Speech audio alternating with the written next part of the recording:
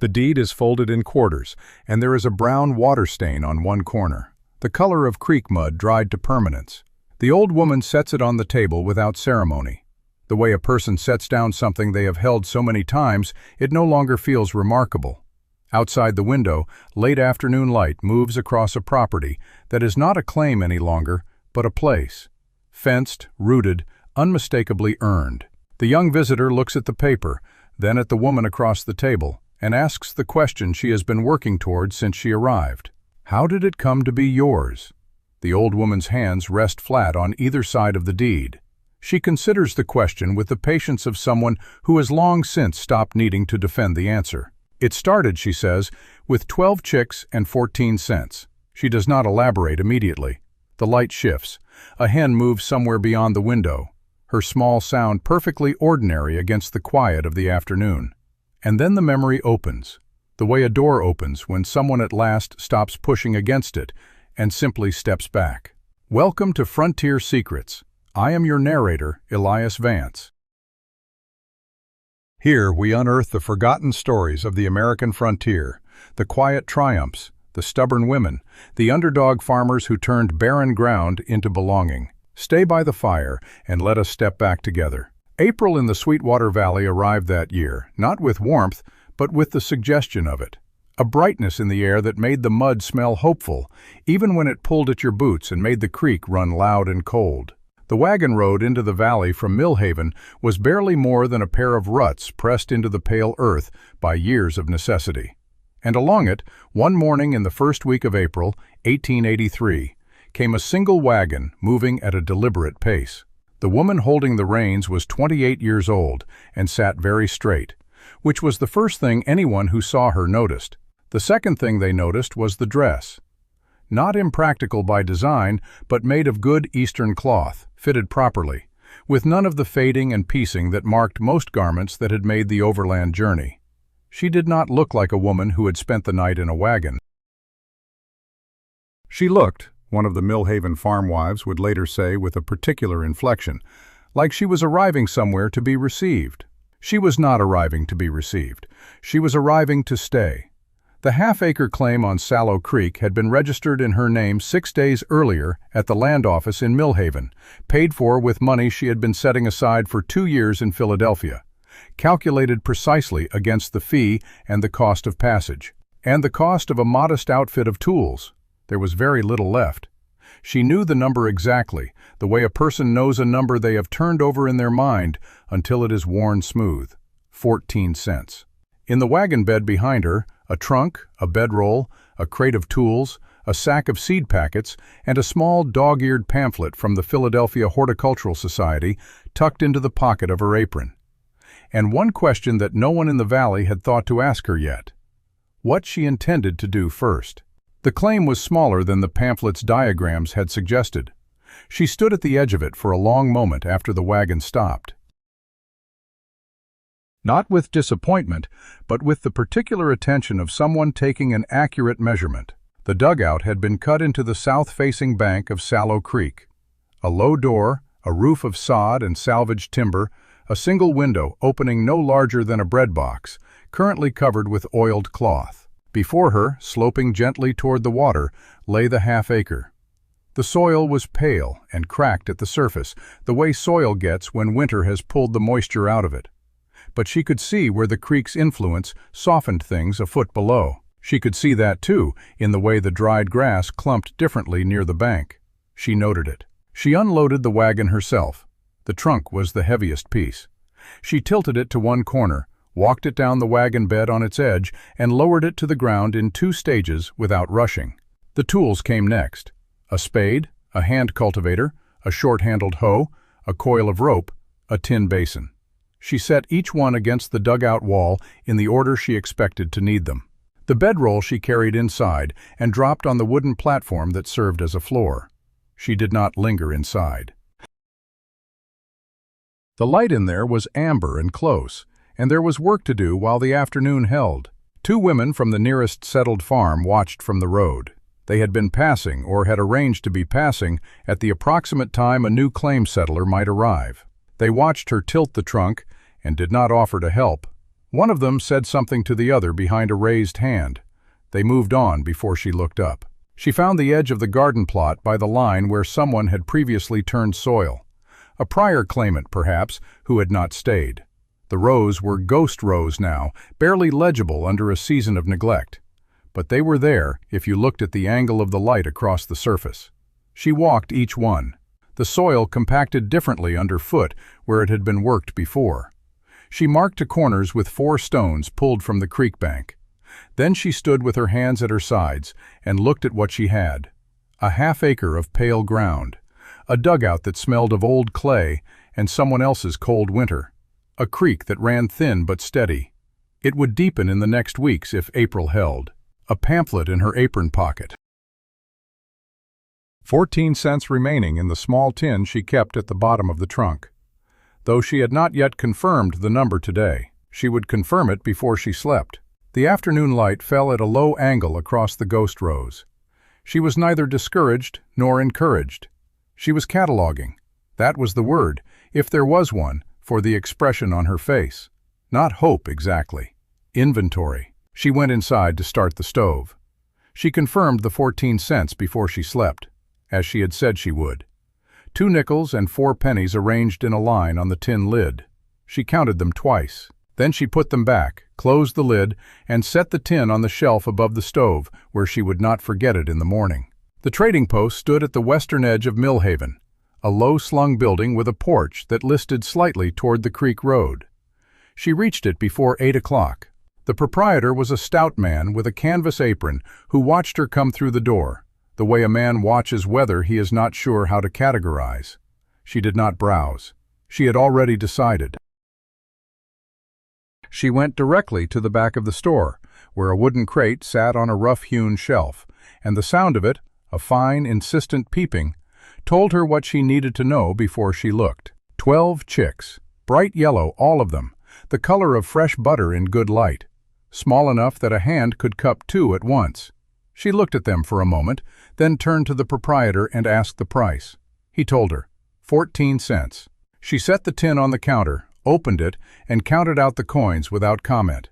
2 nickels, 4 pennies. He looked at the coins. He looked at her dress, well-made, Eastern, with small covered buttons at the cuffs, and something shifted in his expression, a narrowing that was not quite sympathy and not quite mockery, but lived between the two.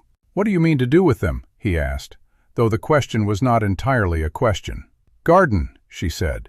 She carried the crate the full mile back along the creek road in both arms, the chicks registering every shift of her balance with a wave of complaint that settled each time she steadied her pace. She did not hurry. The road was visible from 3 of the nearest claims.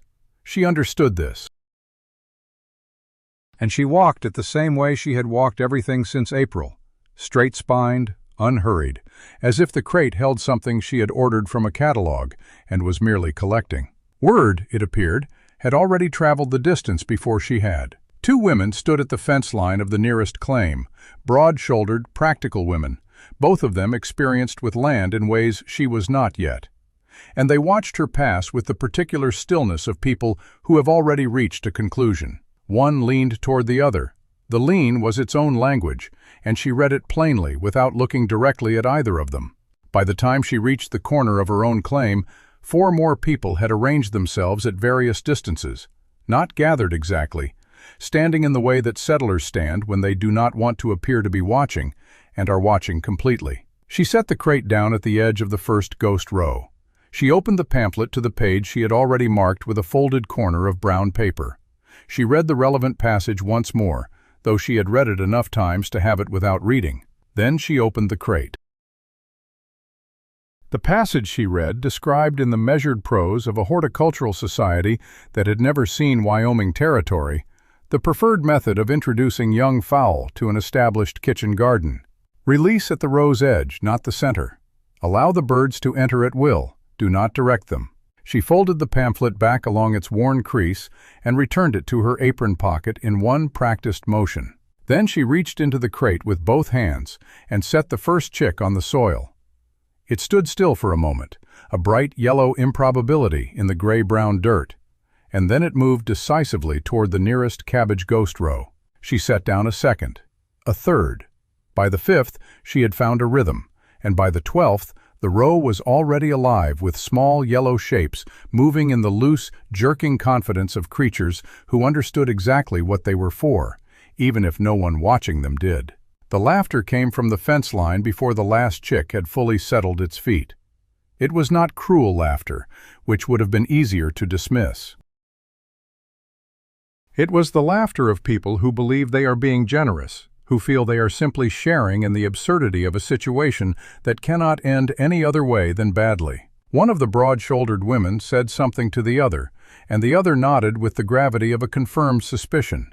A man she recognized from the trading post, not the stout proprietor, but a younger man who kept a claim further east along Sallow Creek, pushed his hat back and made a remark that drew a second round from the gathered few. She did not catch the words.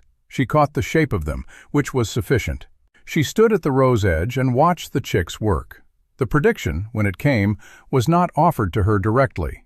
It moved the way most predictions do in small settlements, through the air between people, collectivized into certainty before it arrived at its subject. She absorbed it in pieces.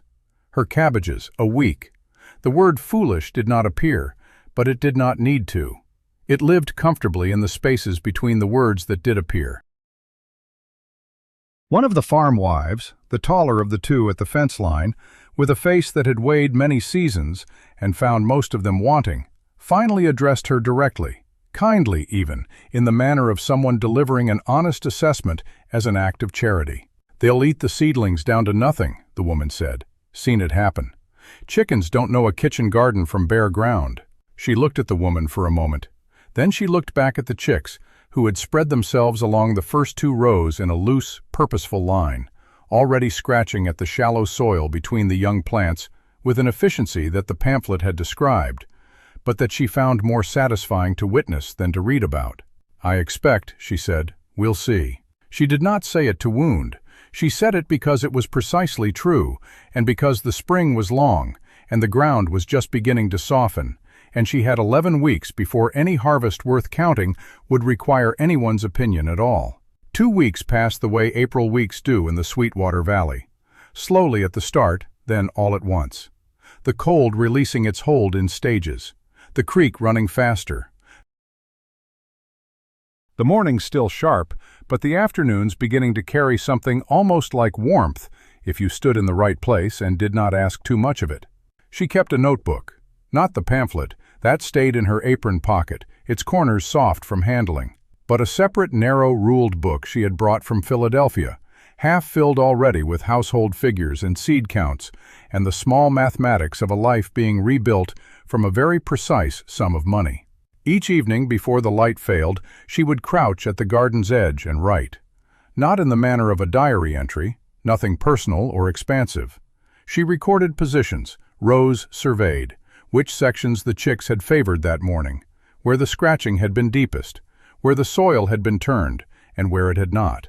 It was, she understood, a kind of evidence gathering, and evidence required patience.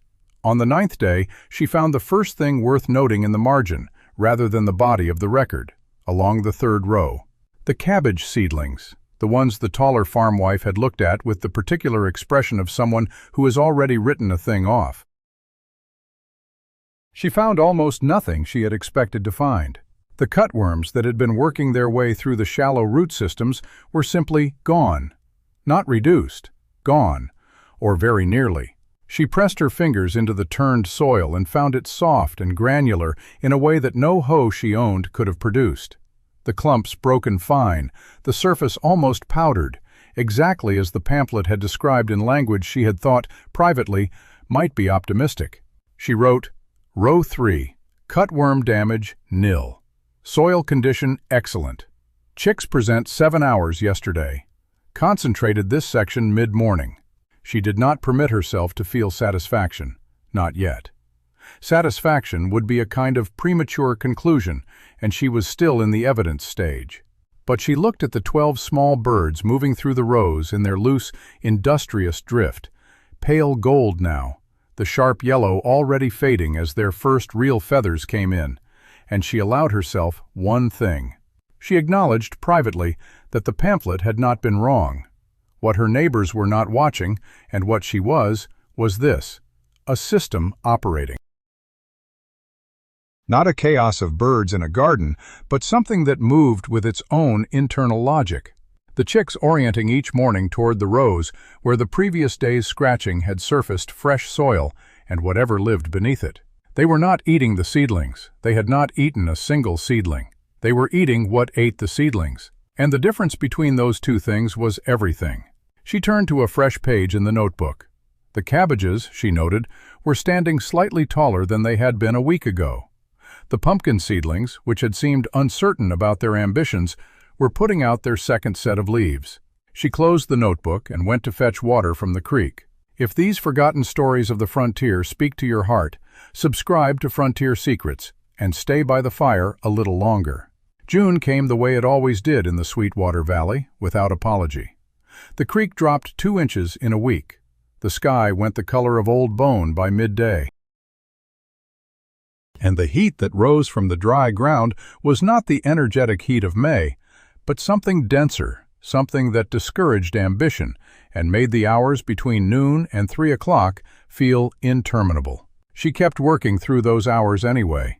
She had learned from the pamphlet and from her own observation both that the garden required consistency, not in feeling, but in habit. She watered at first light and again near dusk. She mounded soil around the cabbage stems with the flat of a tin spoon, careful and unhurried. She noted everything. What she noted, among other things, was that the 2 properties east of her claim were struggling. It was not difficult to see. The garden nearest to hers had been planted close and deep, the conventional wisdom of people who had farmed in wetter climates not yet adjusted to the alkaline soil of this valley. By June, the aphids had found those rows. She could see the curled leaves from the fence line, the damaged color, the slow wilt of plants that were being consumed faster than they could grow. The soil there had gone to a pale crust between the rows, cracked at the edges, hostile to any root that wanted air. The women who worked those gardens said nothing directly to her. They did not need to. The communication was accomplished by other means, by the particular route of their evening walks, which began sometime in the second week of June, to pass along the near edge of her claim with a frequency that could not be accidental. She observed them observing her garden, and looked away before any eye contact could occur. She went on, filling the watering can from the creek. They came twice more that week on different afternoons, walking at the unhurried pace of people who are pretending to have no destination. She heard their voices once, but not their words. She did not need the words. The posture told her enough. That particular uprightness of people who have come expecting confirmation and found instead something they do not intend to mention aloud. Because her cabbages were standing, that was the inconvenient fact. They were upright and dark-leafed, growing in the straightforward way of plants that have been given conditions conducive to growing. The pumpkin vines were sprawling now, confident about their direction. The tomatoes were setting their first clusters of small, hard fruit. And moving between all of it, calm and methodical and utterly unconcerned with anyone's expectations, were 12 birds the color of pale gold. They had grown into themselves over the past weeks, the bright yellow entirely gone now, replaced by something quieter and more capable-looking. They moved through the rows in their loose, purposeful way, scratching and pecking and turning the shallow soil with the same patient efficiency they had shown since April. She did not watch the neighboring women leave. She was already writing in the notebook. The notebook entries from that period are brief. A single line for June the 4th. Trench depth holding, flow even. Another for June the 9th. No rain in 11 days. The entries do not editorialize, they record.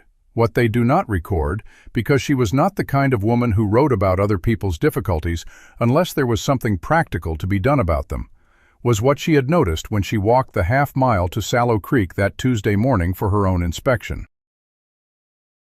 Which was that the creek was lower than it ought to be for early June, and that the light across the valley had that particular bleached quality, almost colorless before noon, that she associated with the chapters on drought management in the pamphlet. She had read those chapters twice in April, when she had no need of them. She read them again that evening by candlelight, and the second reading confirmed what the first had established. The older woman's plot was visible from the ridge above her claim, a tidy quarter-acre that had clearly been worked with care for several seasons, the kind of garden that showed years of patient effort. By the third week of the dry spell, it was showing the early signs of heat stress in ways that a person who had been reading the right pamphlet would recognize immediately. Wilting that recovered overnight, but not fully. A certain flatness to the leaf surfaces. She went over on a Wednesday in the early morning before the heat built. She brought the pamphlet, not as a prop, but because the diagrams on the third page were clearer than anything she could draw herself. The older woman met her at the fence with an expression that was not unfriendly, but was not warm. The expression of someone who has already formed an opinion and is waiting to see whether new information warrants revising it. She did not lead with the pamphlet. She asked to look at the soil near the garden's edge, and the older woman, after a pause, let her through the gate. The explanation was brief.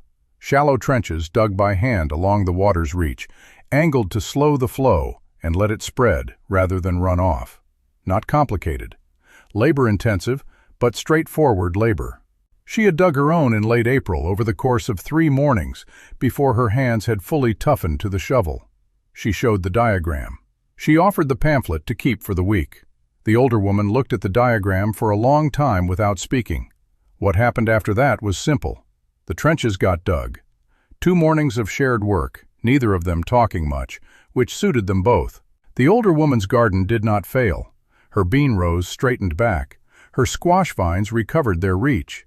No thanks were spoken, which she had not expected. What she had not anticipated, and did not record in the notebook, was that by the end of that week, the woman had mentioned the trenches to someone at the trading post. She had not said much. Only that the method worked, and that she had learned it from her neighbor on Sallow Creek. Word reached Millhaven the way most things did that summer, sideways, through the trading post, without any single person claiming to have started it. The agricultural agent arrived on a Thursday in late July, traveling a circuit that took him from Cheyenne through the smaller settlements and back again. He carried a leather satchel, worn pale at the corners, and a ledger in which he recorded observations for the territorial office. He was not a remarkable man in appearance, but he had a precise, unhurried way of looking at things that distinguished him from the ordinary traveler. He asked at the trading post whether there was anything in the valley worth noting for the record. The stout man behind the counter thought for a moment. Then he mentioned Sallow Creek. He came in the afternoon when the light was level and the garden's full condition was plainly visible. He stood at the fence line for some time before saying anything. The chicks, gold now, their yellow long since deepened, moved between the rows in their particular unhurried pattern, pausing, scratching, moving on. The cabbages had begun to head. The pumpkin vines ran the length of their row and beyond. The young fruit, pale green and swelling. 3 or 4 other people had followed him from the direction of the road, out of curiosity or idleness. He asked one question, which concerned the timing of the bird's introduction relative to the planting. The answer was given plainly, early April, before the seedlings had more than 2 true leaves. He nodded and opened his ledger. He wrote for a moment, then looked up and addressed the small group that had gathered rather than the garden's keeper specifically. He said the method had a name: integrated poultry cultivation. He said it had been documented in 3 eastern states, Pennsylvania, Ohio, and one other he named, and that the results consistently showed reduced pest damage and improved soil condition in the 2nd and 3rd years following. He said it was not commonly attempted in the territories because most settlers arrived with cattle or hogs, not poultry, and because the method required patience with small-scale, slow returns before any visible improvement. He said it as though reading from the ledger, which perhaps he was. No one in the small group said anything immediately. The trading postman, who had walked out to sea, looked at the cabbages for a moment with his arms folded. The taller farm wife, whose name had been attached more than once to predictions of failure, was present, though she stood slightly apart. She did not speak. The pamphlet was already in hand, having been referenced during the agent's question. It was folded back into the apron pocket with one motion, the small brown booklet settling into its accustomed place as though it had never left. There was nothing left to explain. But the drought had not yet broken, and the deepest test of everything she had built was still waiting in the weeks ahead, coiled in the dry heat of an August that had not yet shown its hand. The agent's wagon had barely cleared the bend before the silence he left behind began to shift. Not into conversation, into something harder. The small crowd that had gathered around the garden's edge broke apart without speaking, each person turning back toward their own claim, as though they had remembered pressing business elsewhere. But the taller farm wife did not leave immediately. She stood at the fence line a moment longer, her arms folded across her chest, in a way that was not quite surrender. She looked at the cabbages, she looked at the pumpkins, she looked at the hens moving between the rows with their unhurried, scratching gait. And then she looked at the woman who had planted them all in the face of every reasonable expectation. Her name, as the valley had come to know it through the long weeks of spring and summer, was Vera Landry.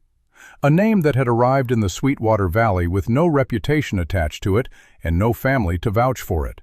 A name that now sat in the air between the two women, like something that had not yet been fully tested. The farm wife's name was Martha Cleary. She had been in the valley for 11 years. She had buried a husband here and raised 3 children on a claim that had never quite given her what she had expected from it. She worked hard. She worked harder than most. And she had developed over those 11 years a particular sensitivity to anything that suggested the land might be easier for someone else than it had been for her. The garden before her was not easier. It was, by every visible measure, better. And that was a different thing entirely.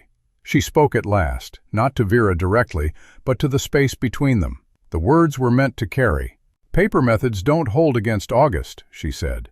She did not raise her voice. She did not need to. "We'll see what those cabbages look like when the creek goes dry." She turned and walked back toward the road without waiting for an answer.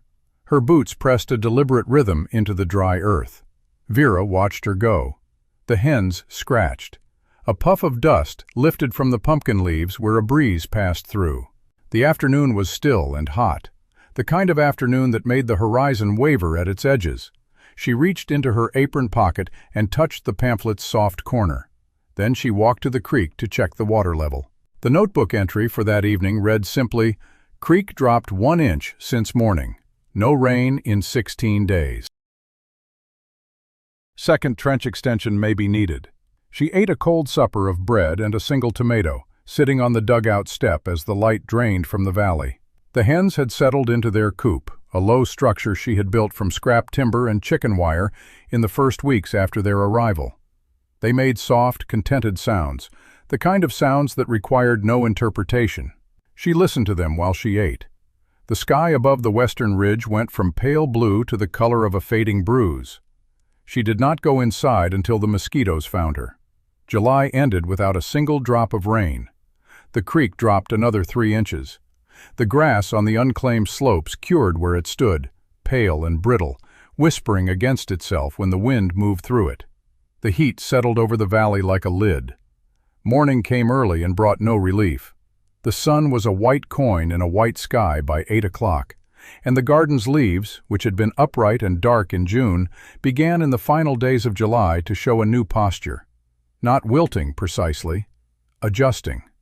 The cabbage leaves curling slightly at the edges, a millimeter at a time, conserving what they had.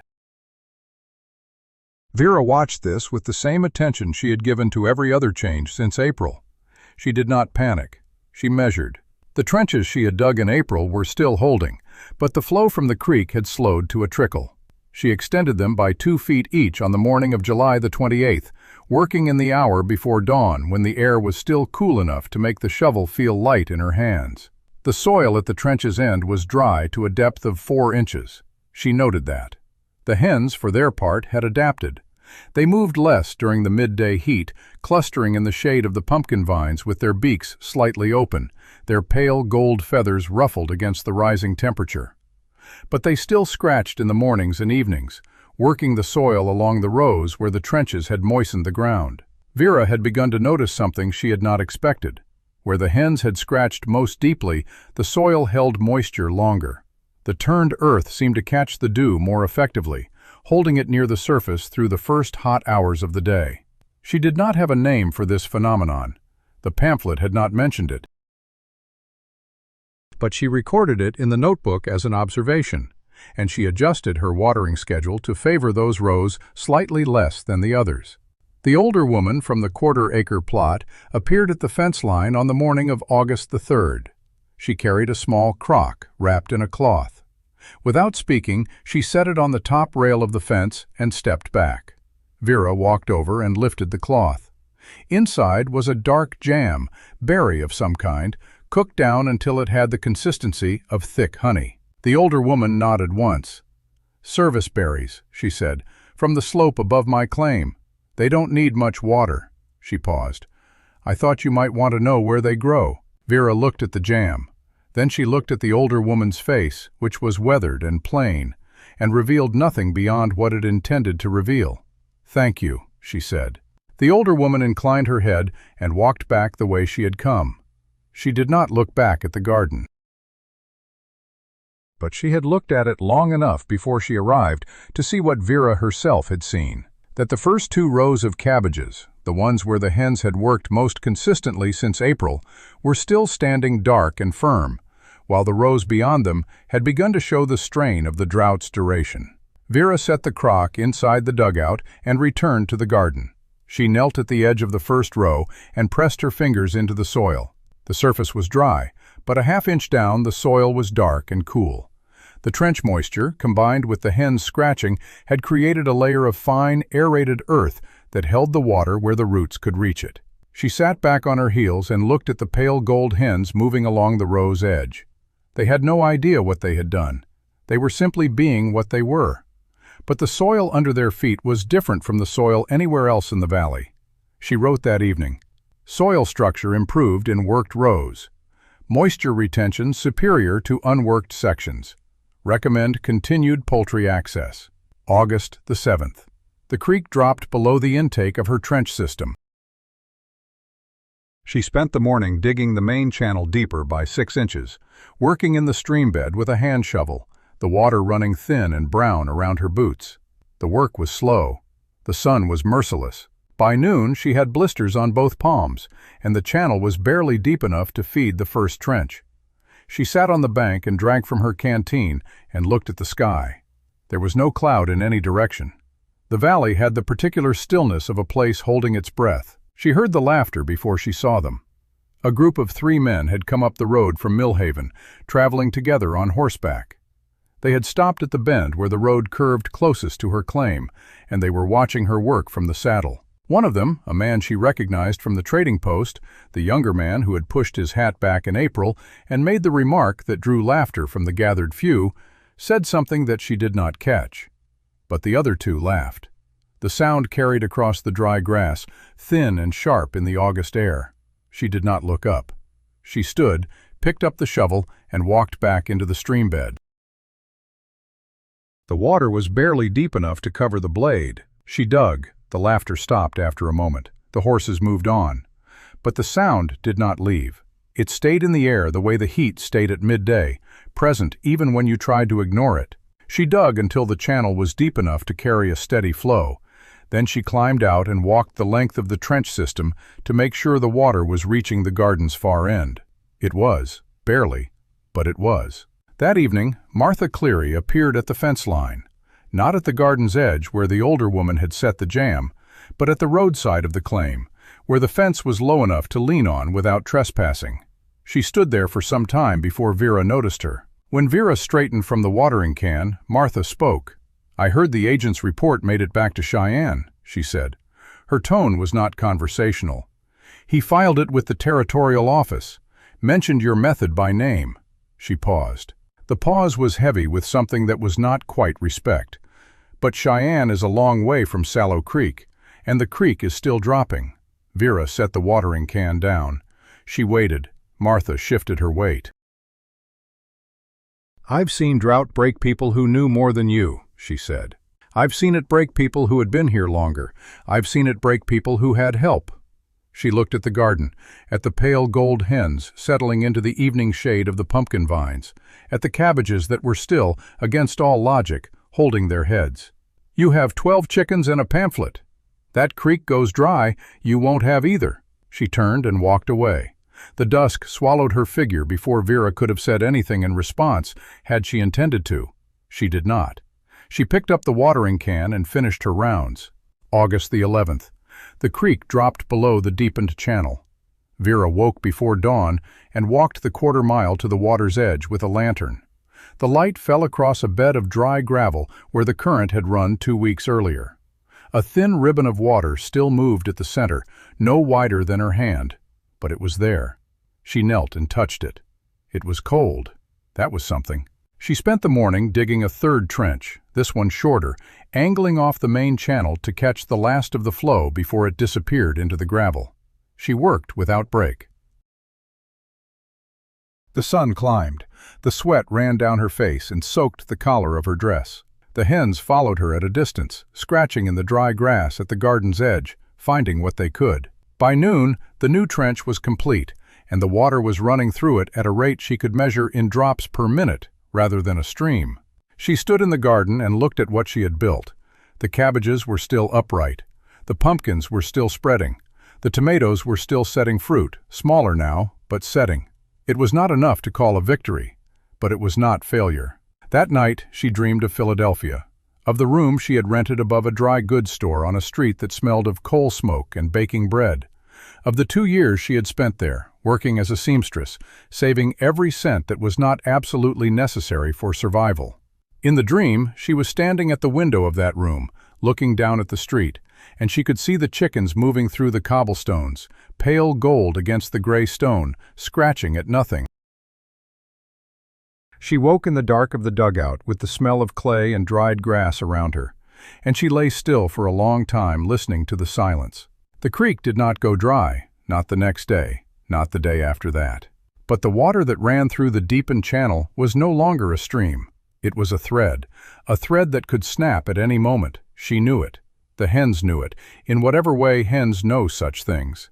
They gathered closer to the garden now, venturing less to the edges, staying where the soil was coolest.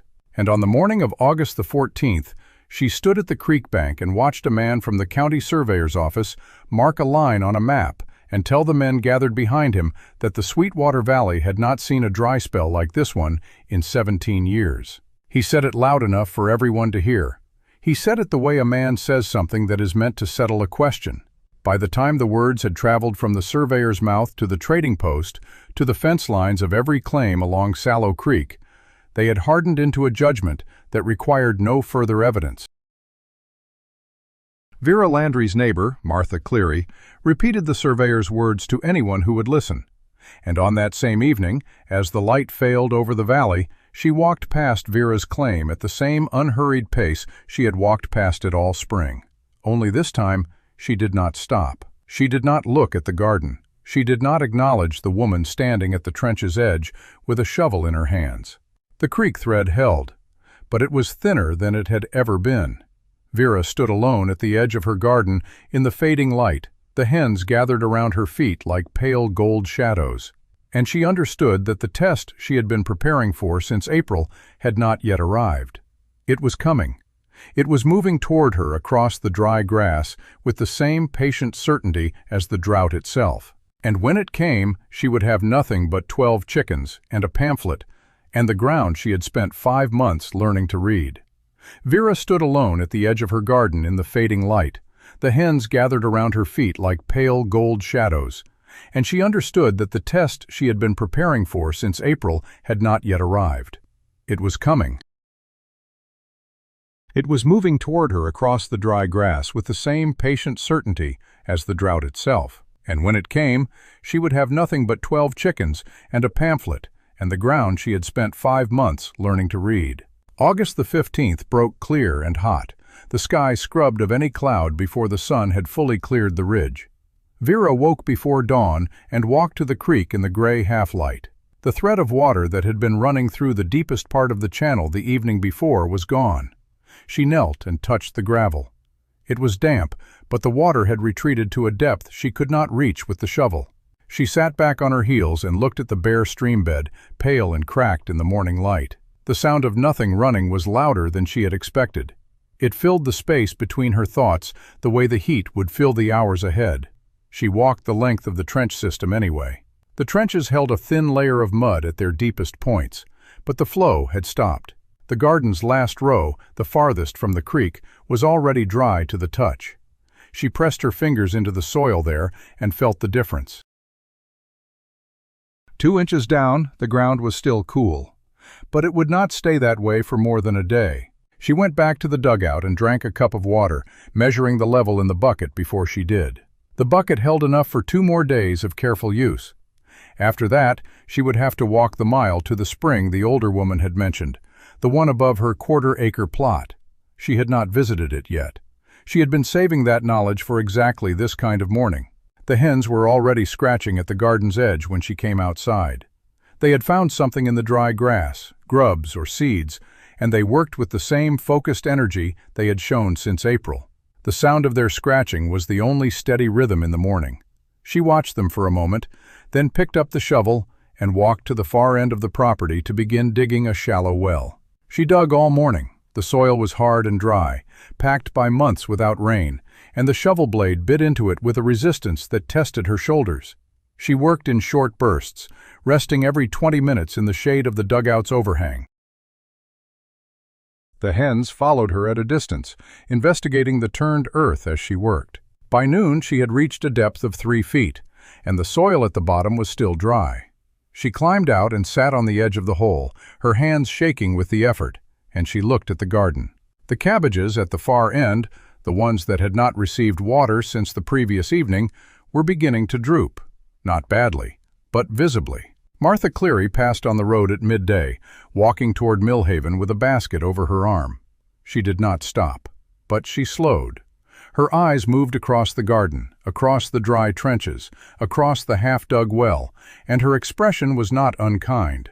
It was worse than unkind. It was satisfied. The look of someone whose prediction is being confirmed on schedule. She walked on without speaking. The older woman came in the late afternoon. She carried a bucket of water from the spring, set it at the fence line, and left without a word. Vera carried it to the far end of the garden and poured it slowly around the wilting cabbages. The water sank into the soil immediately, leaving a dark patch that faded as she watched.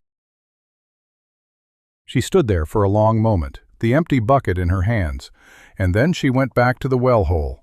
By dusk, she had reached 4 feet. The soil was damp at that depth. Not wet, but damp, the color of wet clay when she pressed it between her fingers. She set the shovel aside and sat on the edge of the hole, her arms aching, her dress streaked with dirt.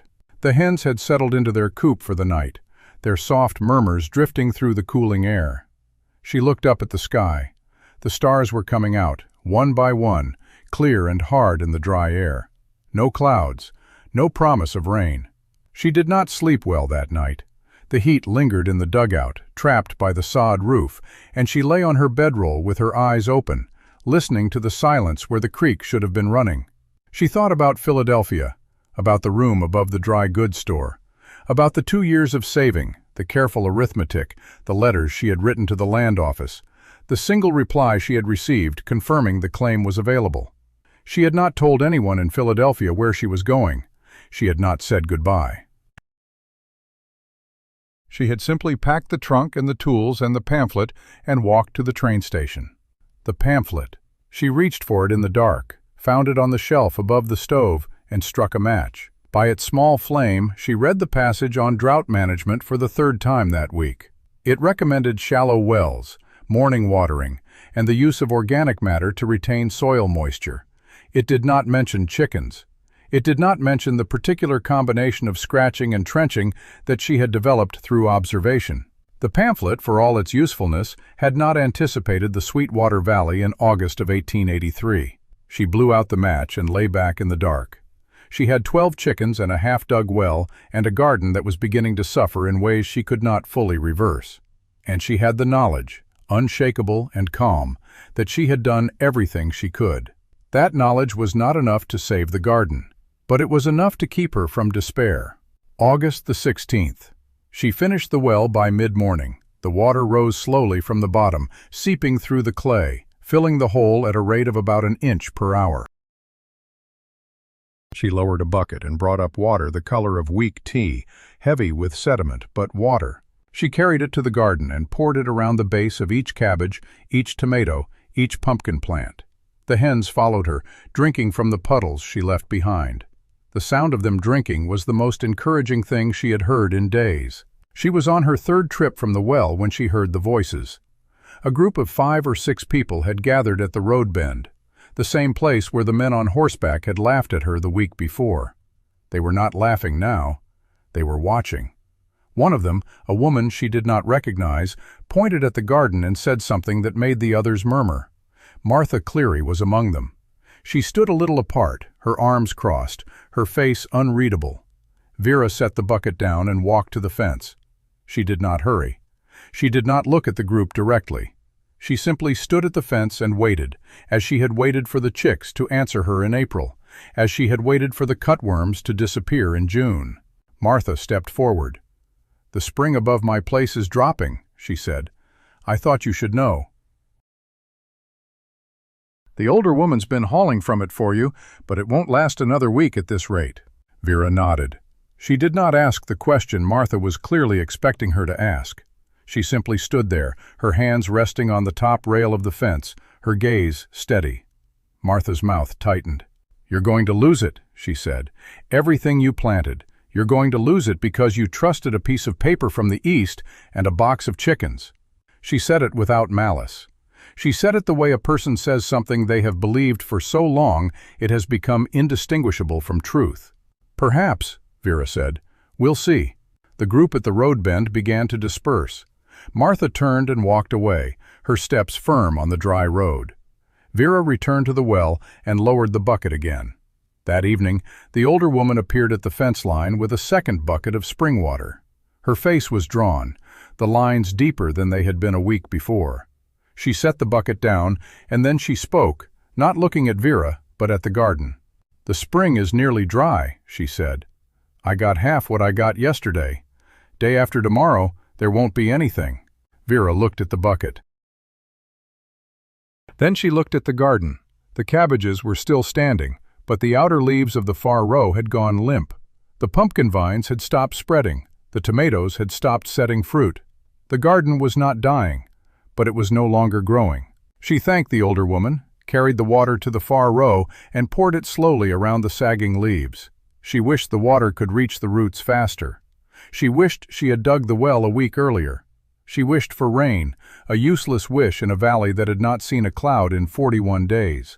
She sat on the dugout step with the empty bucket beside her, and she watched the stars come out again. The hens had gone quiet. The entire valley was quiet.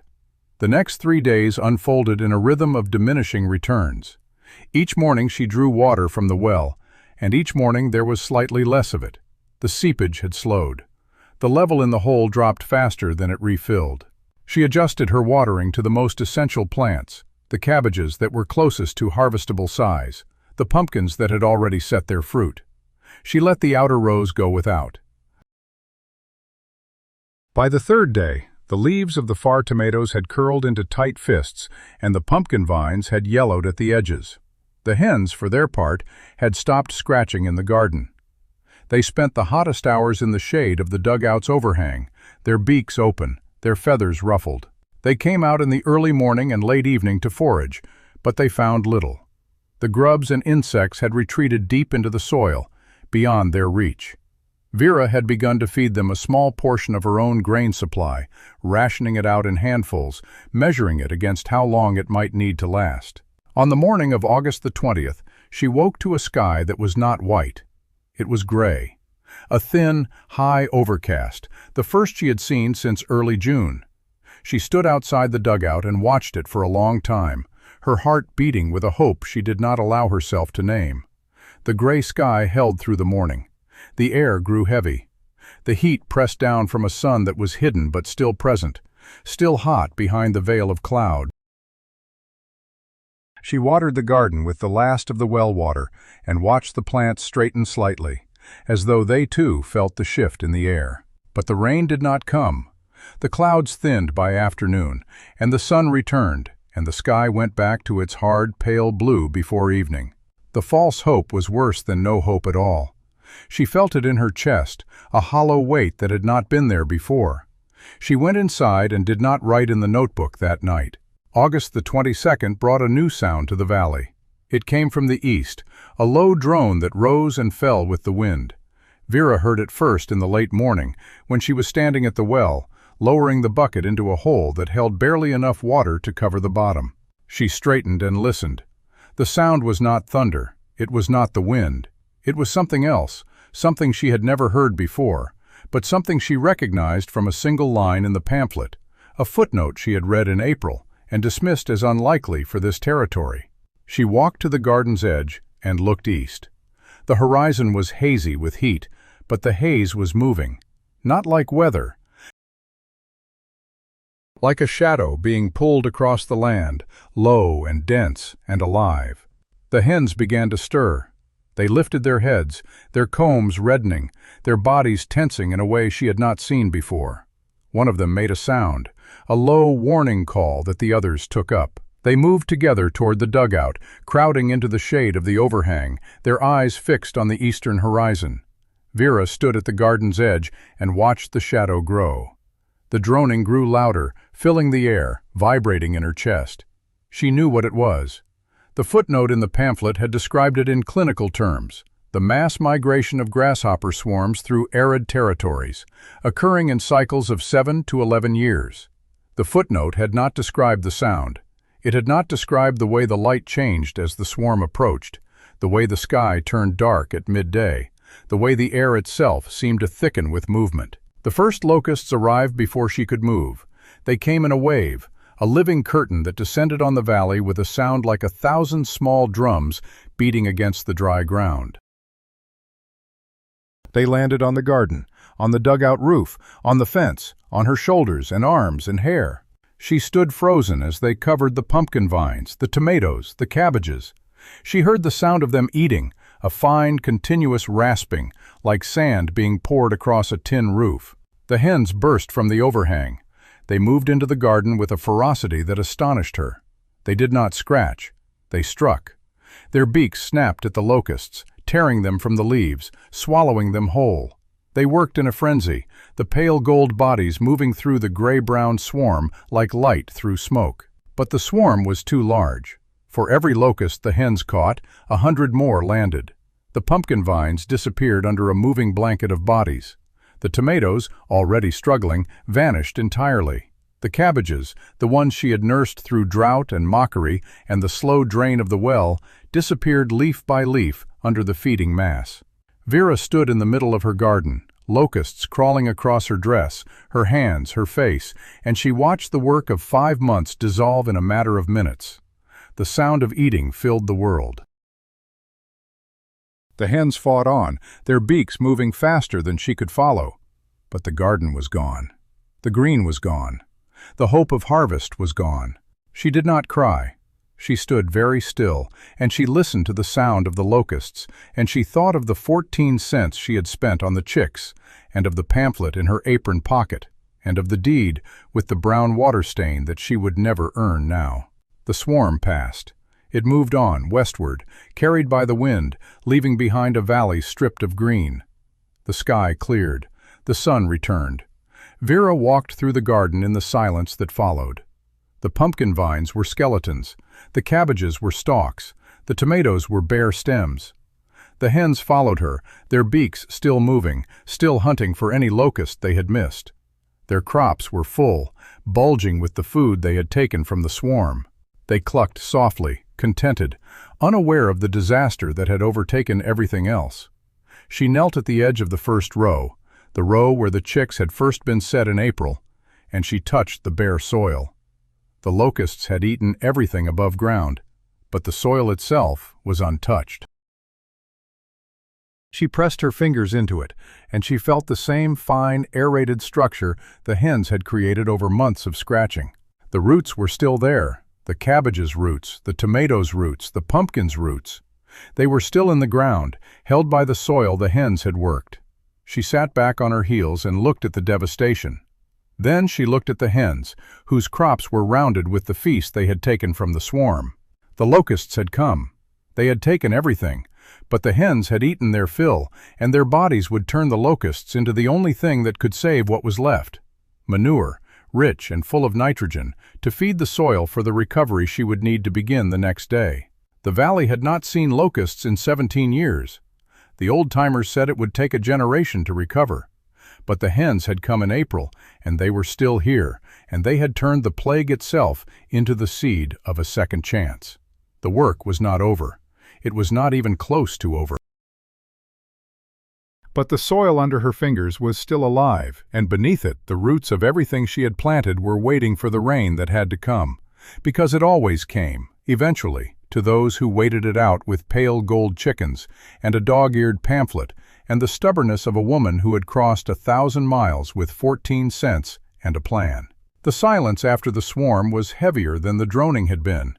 It pressed down on the valley like something solid, something that could be felt in the chest. Vera stood in the center of what had been her garden, and she listened to the absence of sound.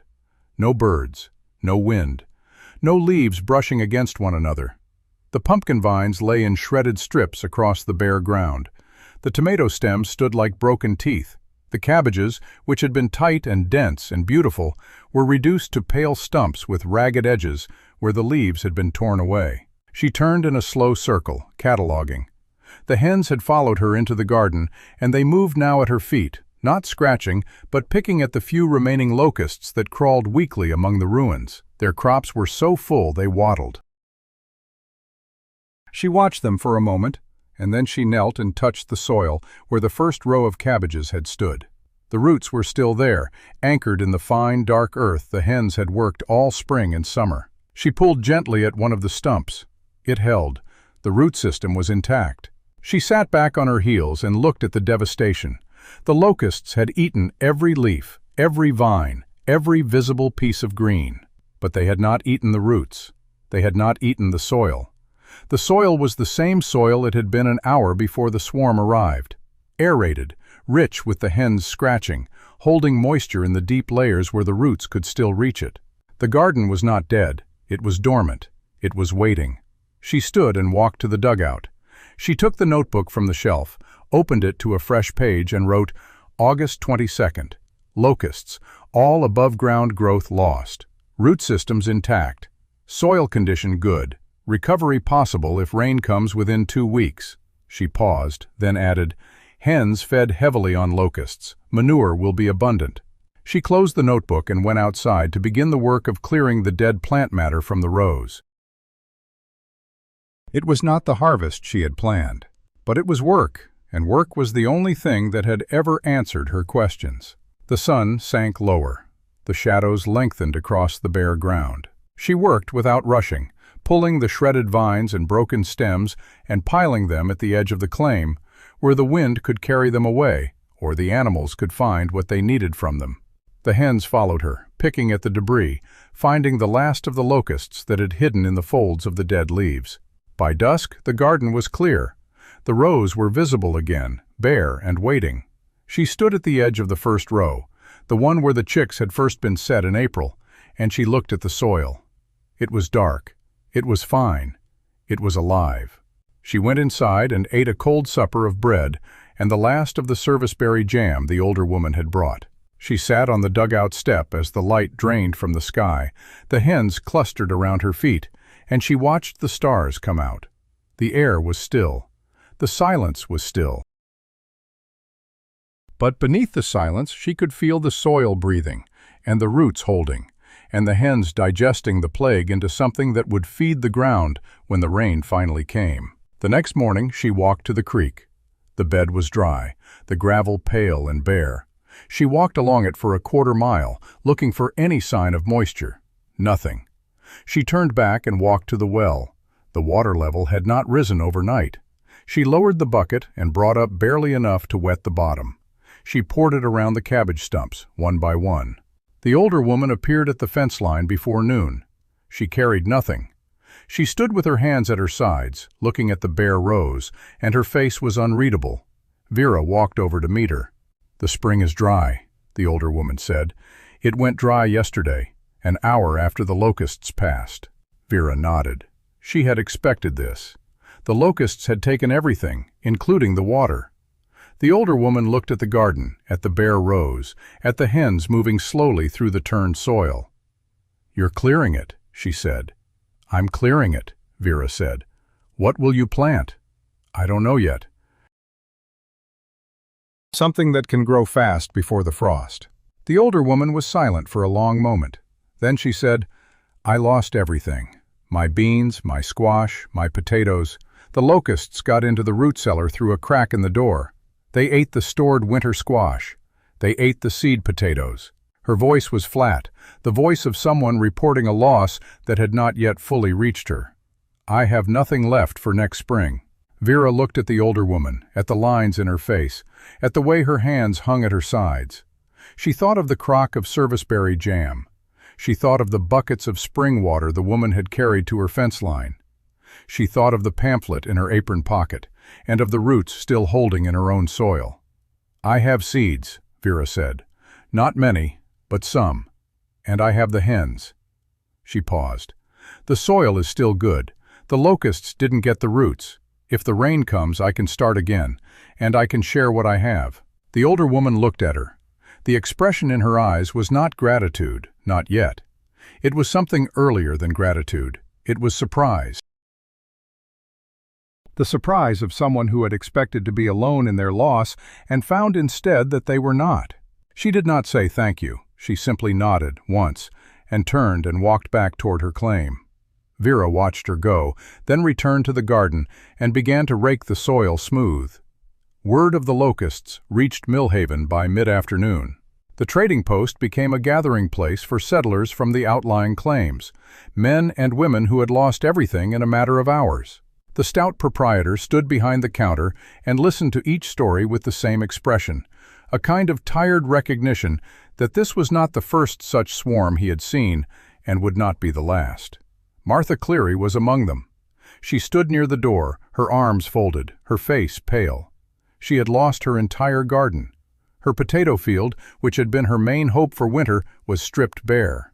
Her chickens, the few she kept for eggs, had been scattered by the swarm and had not all returned. She had a milk cow, but the grass was gone, and she did not know how she would feed it through the coming months. Someone mentioned Vera's name. Martha's head lifted. The room went quiet. "What about the woman on Sallow Creek?" the speaker asked. A man whose claim lay east of Vera's. "The one with the chickens and the Eastern pamphlet." The stout proprietor shrugged. "I haven't heard." Martha said nothing, but she listened, and the silence around her name told her more than any report could have. She walked back to her claim in the early evening, passing the road bend that overlooked Vera's property. She stopped. The garden was bare, the same as everyone else's, but it was not the same. The soil was raked smooth, the debris was cleared, the rows were neat, waiting, as though the garden expected something to happen. The hens were moving through the rows, scratching, turning the soil, doing what they had always done. Martha stood at the road bend for a long time. She did not cross the fence line. She did not call out. She simply watched, and then she turned and walked home. The next 3 days were the hottest of the summer. The sky remained clear. The sun pressed down on the valley with a weight that made movement difficult, that made thought difficult. The settlers who had lost their gardens sat in their dugouts and cabins and waited. For rain, for relief, for something to change. Most of them had nothing to do but wait. Their fields were bare. Their root cellars were empty. Their animals were hungry. Vera did not wait. She rose before dawn each day and worked the soil.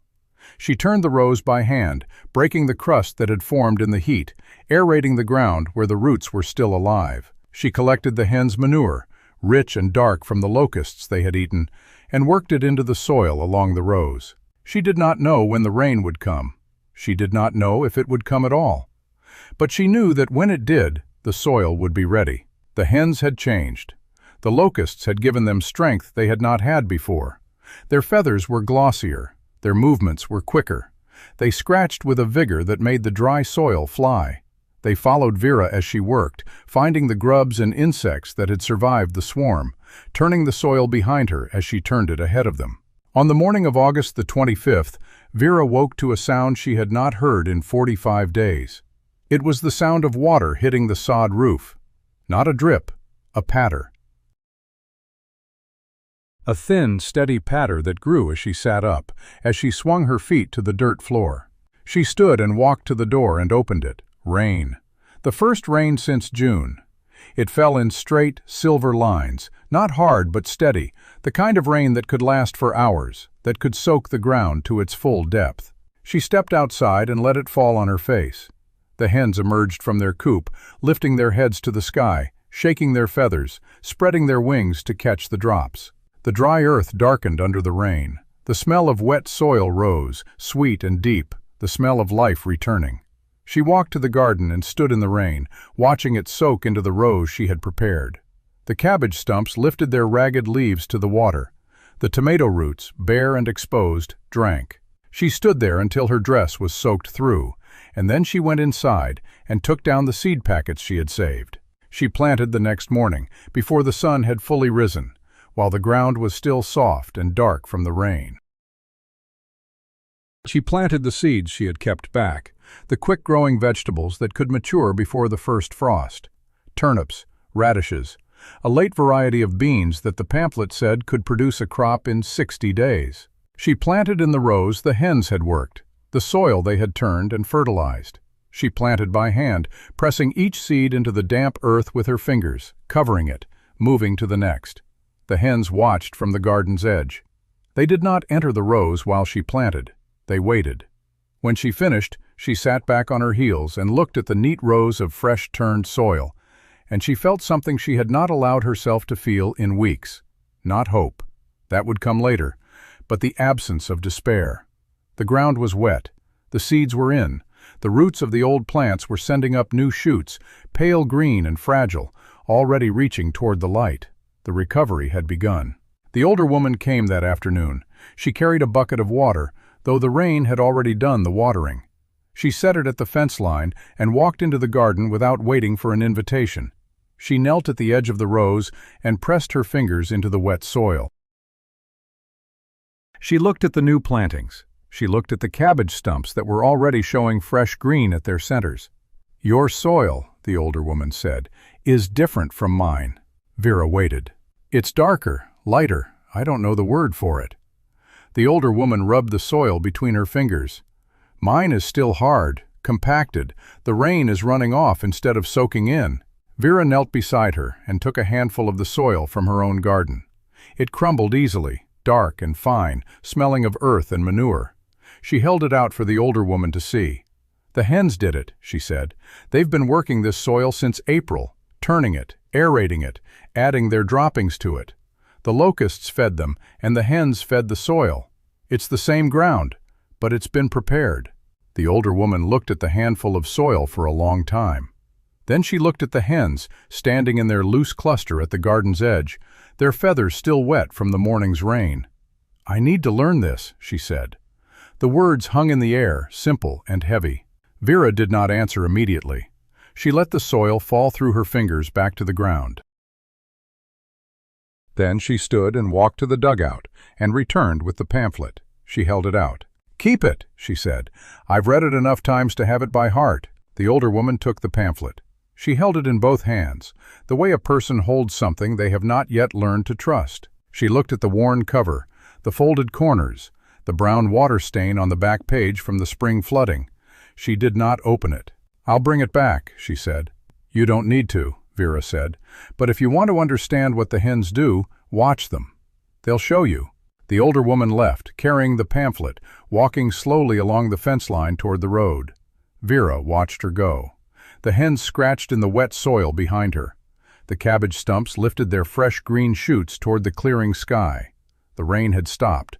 The clouds were breaking apart, revealing patches of blue. The valley was damp and quiet, and the work of rebuilding had begun.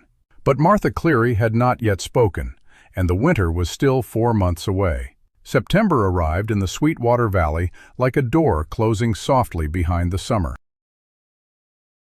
The mornings turned sharp, the grass silvered with dew that lingered until mid-morning. The rain had come 3 times in the past 10 days, not the hard, pounding storms of spring, but the steady, soaking rains of autumn, the kind that sank deep into the ground and stayed. The creek had begun to run again, a thin but steady thread of water moving over the clean gravel. Vera had rebuilt the trench system in a single afternoon, widening the channels to catch the runoff from the higher ground. The garden drank. The new plantings had emerged within a week of the first rain. The turnips had pushed through the soil in neat, even rows, their first leaves the pale green of new life against the dark earth. The radishes had followed, faster than the pamphlet had predicted, their leaves spreading into broad, rounded shapes that caught the morning light.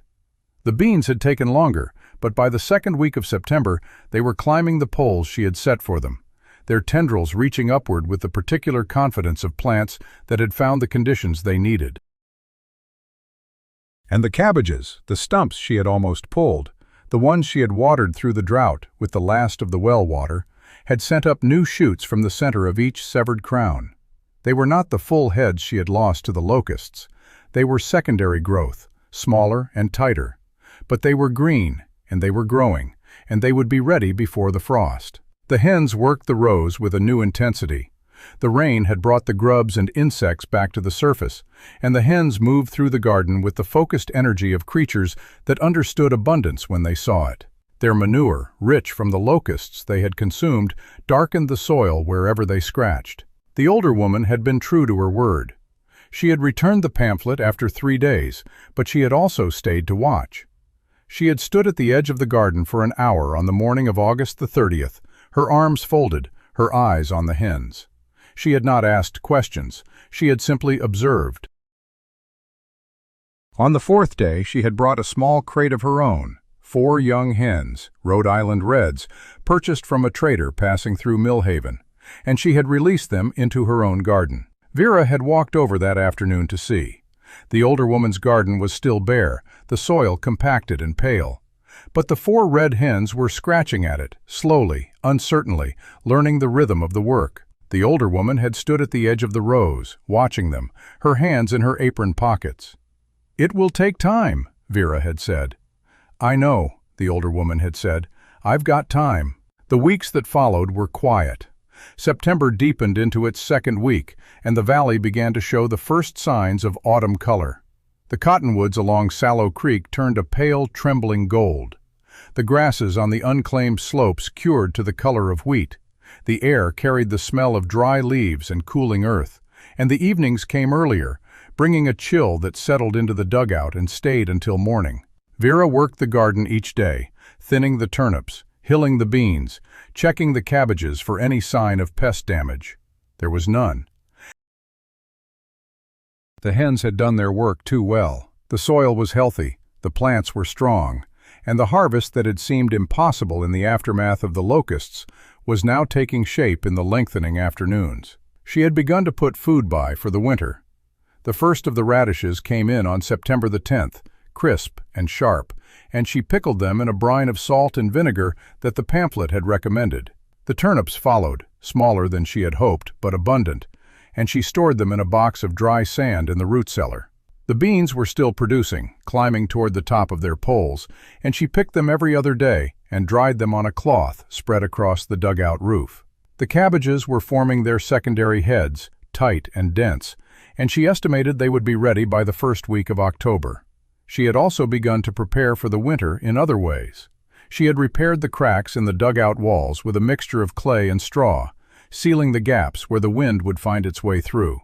She had stacked dry wood against the south-facing wall, enough to last through the coldest months.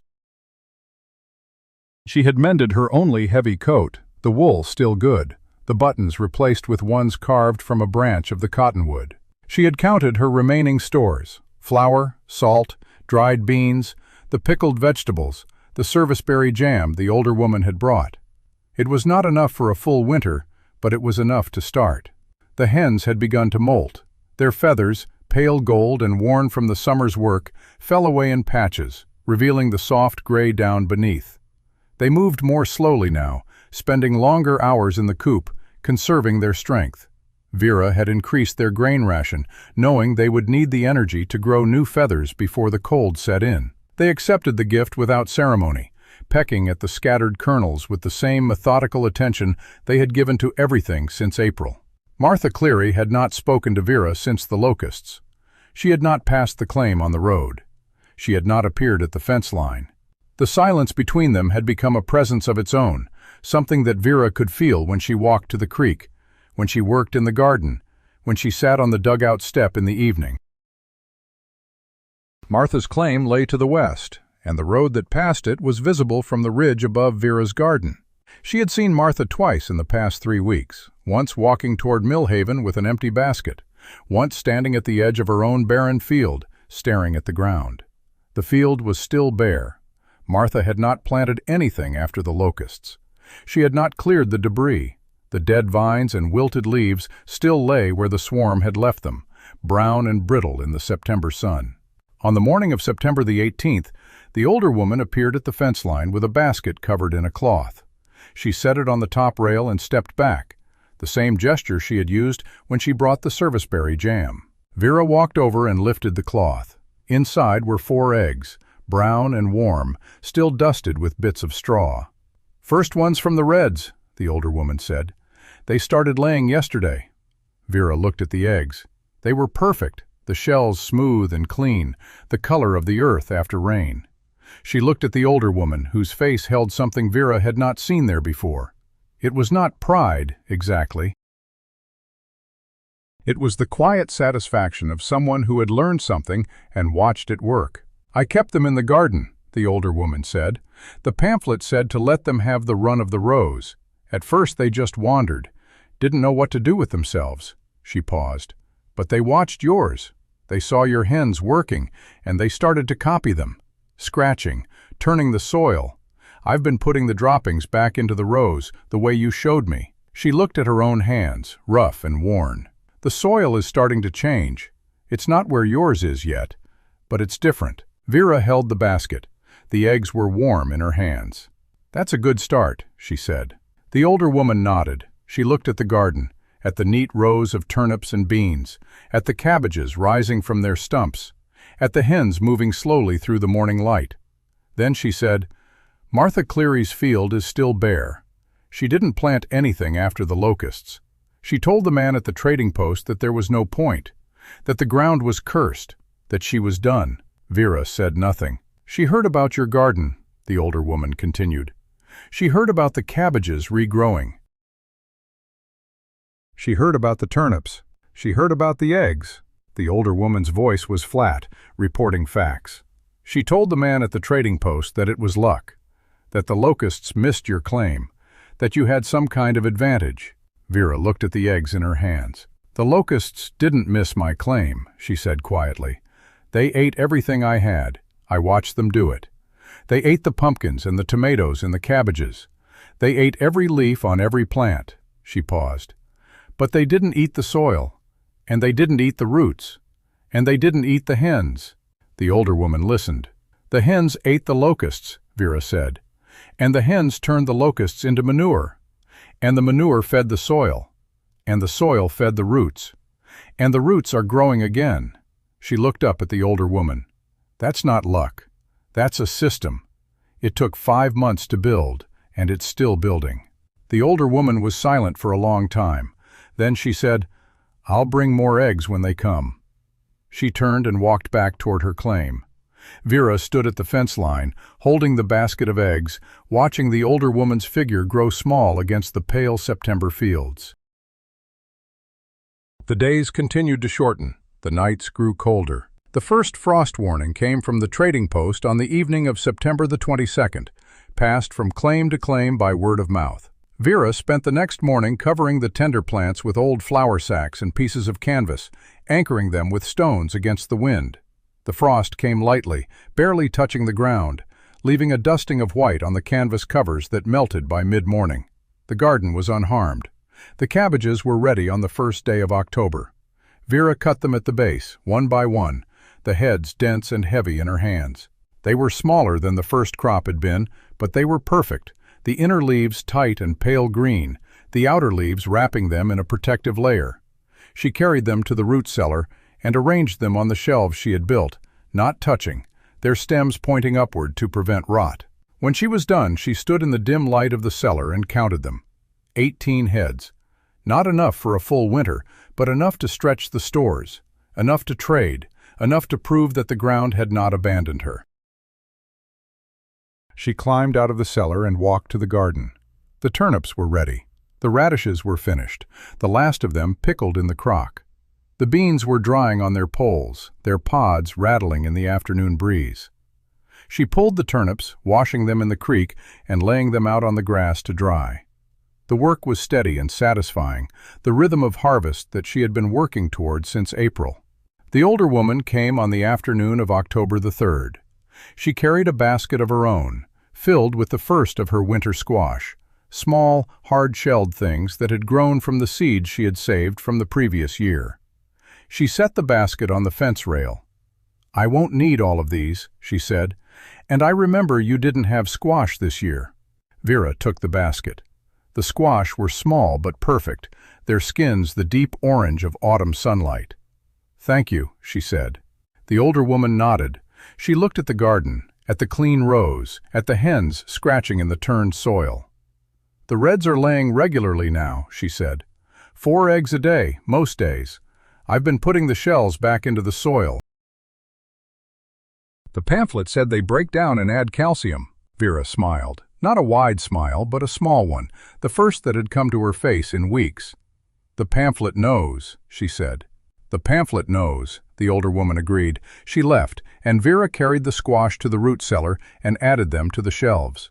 The cellar was beginning to fill, not with abundance, not with the kind of harvest that would make a person feel secure through a Wyoming winter, but with enough to hold on, enough to build on. That evening, as the sun set behind the ridge, Vera sat on the dugout step and watched the light fade across the valley. The hens had gone into the coop, their soft murmurs drifting through the cooling air.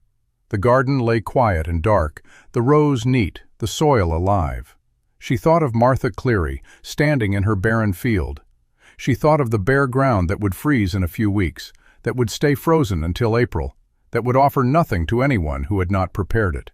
She thought of the 14 cents, of the 12 chicks, of the pamphlet and the notebook, and the long summer of digging and watering and watching. She thought of the locusts, of the rain, of the roots that had held. She went inside and wrote in the notebook, October 3rd, cabbages harvested, turnips in, frost coming, ready for winter. She closed the notebook and sat in the dark, listening to the wind moving through the dry grass outside. The valley was quiet. The work was done. And she knew, with a certainty that had nothing to do with hope, that she would survive the winter, that the ground would hold, that the hens would lay again in the spring, that the system she had built with 14 cents and a pamphlet and the stubborn patience of a woman who had been told she would fail was still working, still growing, still turning the world around her into something she could live on. But Martha Cleary had not yet spoken, and the winter that was coming would test every claim in the valley, not with heat and locusts, but with cold and scarcity. The neighbors who had laughed at the chickens and the pamphlet would remember that laughter when their own root cellars ran empty. Vera did not wish them ill. She simply knew that the months ahead would reveal who had built something that could hold, and who had only built assumptions. And she knew that the hens, the pale gold birds that had answered the laughter with scratching and patience, would be part of that revelation. She closed her eyes and listened to the wind, and she waited for what the winter would bring.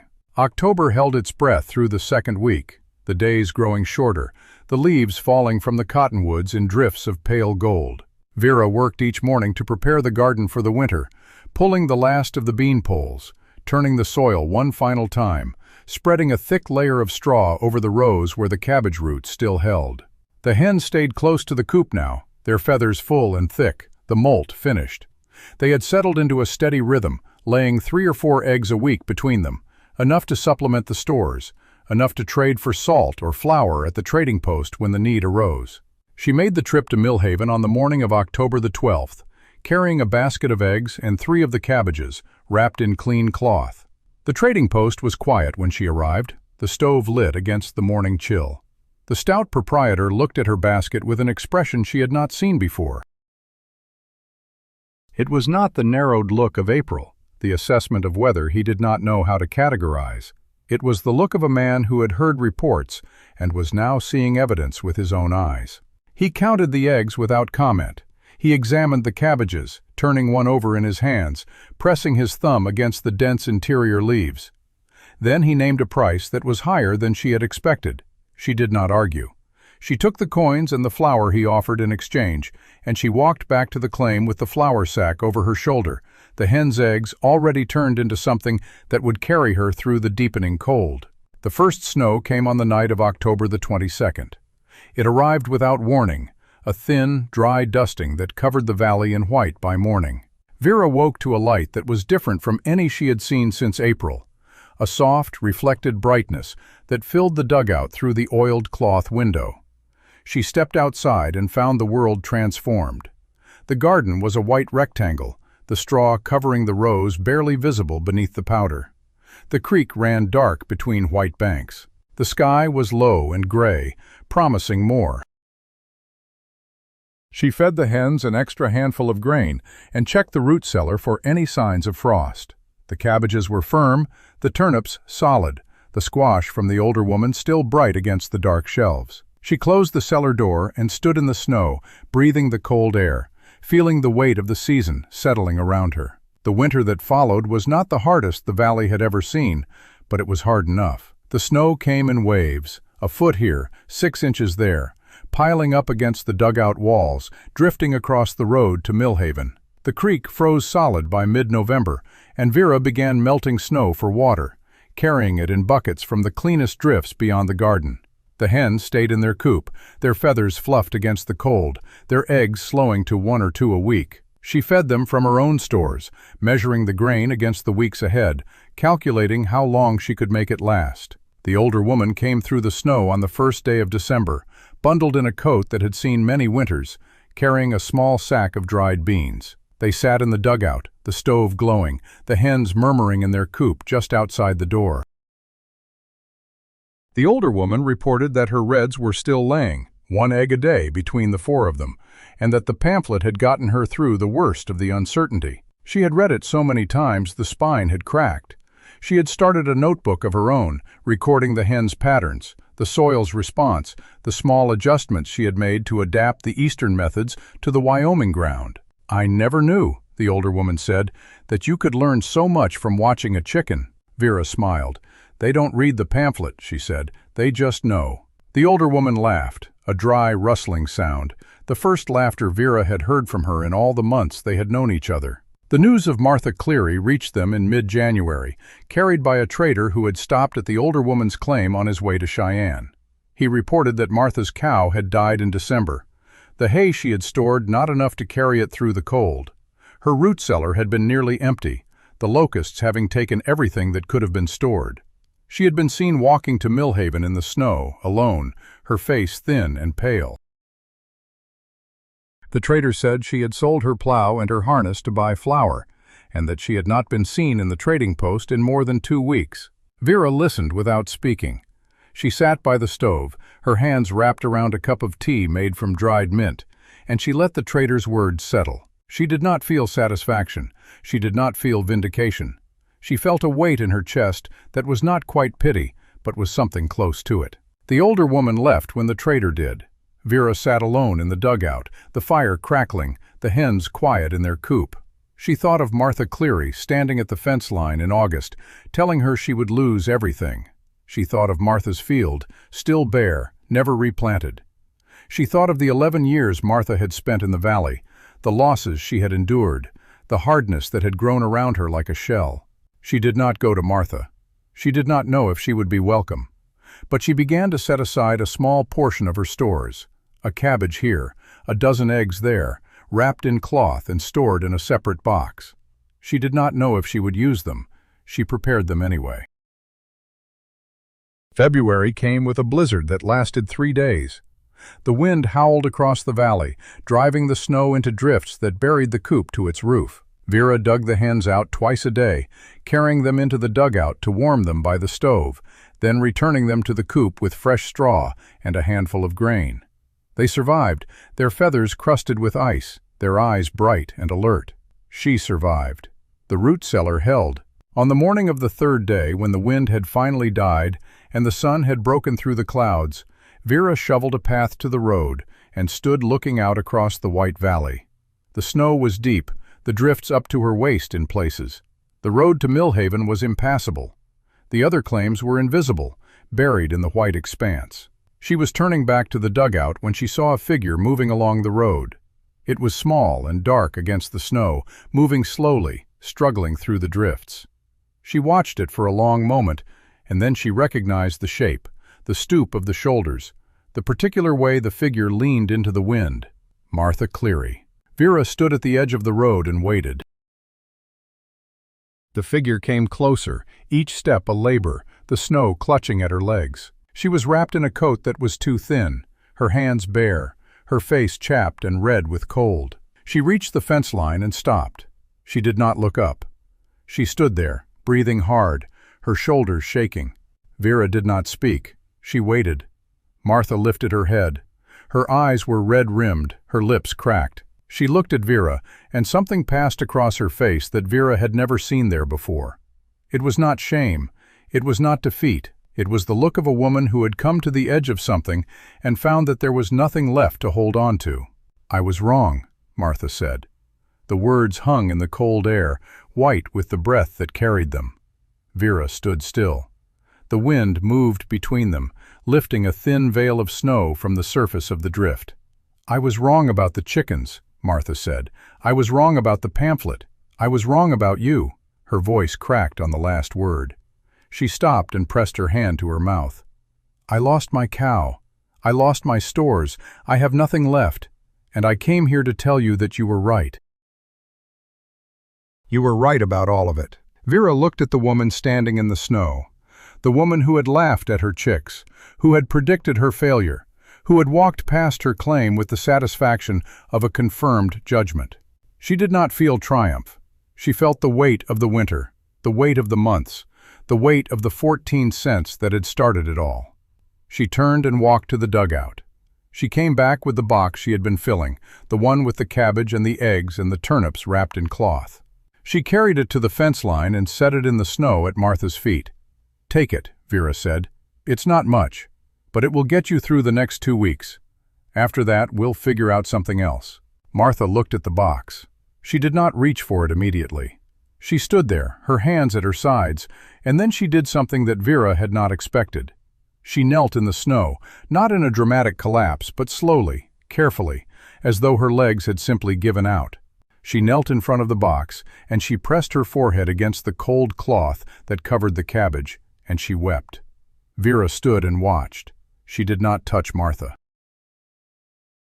She did not say anything. She simply stood there, the wind moving around them, the snow creaking under her boots, and she let the woman weep. After a long time, Martha lifted her head. Her face was wet, but her eyes were clear. She looked at Vera and she said, "I have 11 years in this valley, 11 years of working this ground, and I never learned what you learned in one season. I never thought to ask the ground what it needed. I only told it what I wanted." Vera looked at the box, at the cabbage pressing against the cloth, at the eggs wrapped in their careful layers. "The ground knows what it needs," she said. "We just have to listen." Martha stood. She picked up the box and held it against her chest.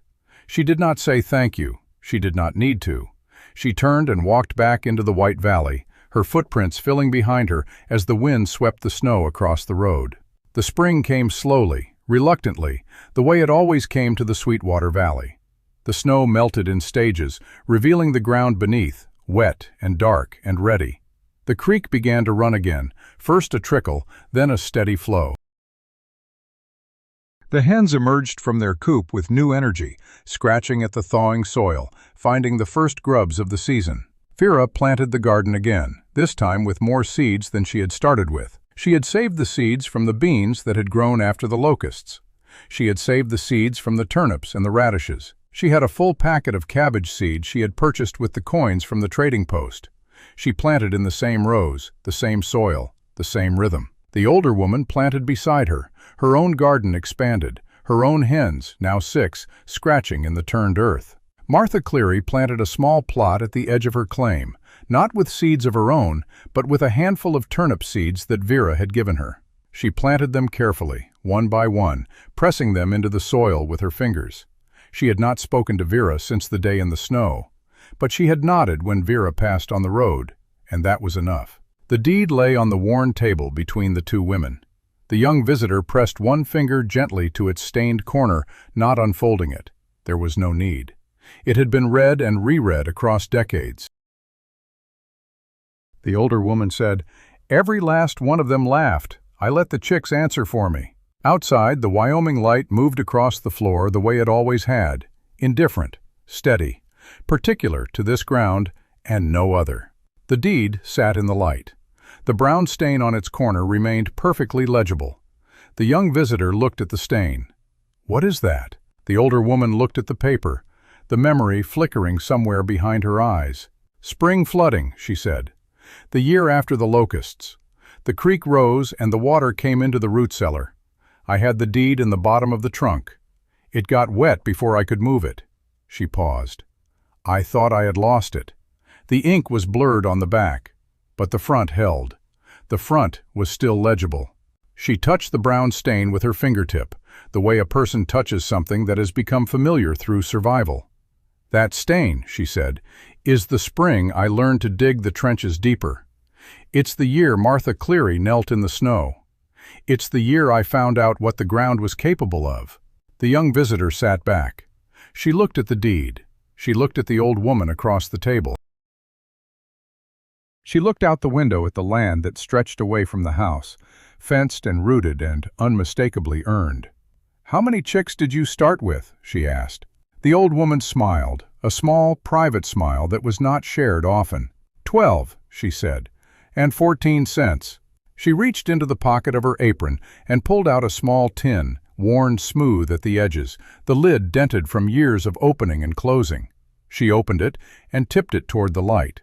Inside, resting on the worn metal, were 2 nickels and 4 pennies. "I kept them," she said, "to remind myself what it felt like to start with nothing and decide that nothing was enough." The young visitor reached for a coin, then stopped. She looked at the old woman, asking permission. The old woman nodded. She picked up one of the nickels and turned it over in her hand. The date was worn smooth, the face of the coin barely visible. She held it for a moment, feeling the weight of it, and then she set it back in the tin. "You should write it down," the young visitor said. The old woman looked at her. "I already have. In the notebook. Every year I make an entry. April planting, August harvest. The years the locusts came and the years they didn't. The first time the hens hatched their own brood.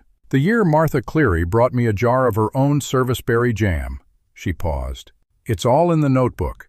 The one with the brown water stain on the corner." The young visitor smiled. "This is Elias Vance, and you have been listening to Frontier Secrets. Subscribe and step back in time.